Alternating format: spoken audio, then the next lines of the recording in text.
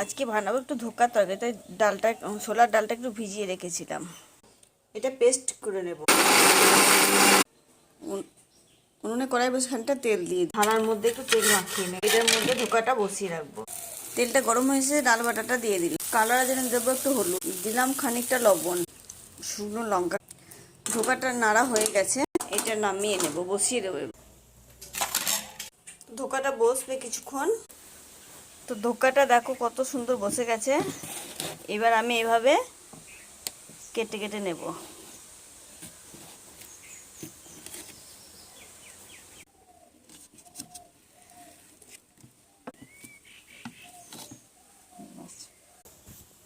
তো এইভাবে কেটে নিলাম, এই দেখো বরফির মতো করে। তো রেডি হয়ে গেল ধোকা। এইভাবে তোমরা বানিয়ে বানিয়ে দেখো, বাড়িতে খুব সুন্দর হবে। আমি বলছি, দেখবে খুব সুন্দর হবে।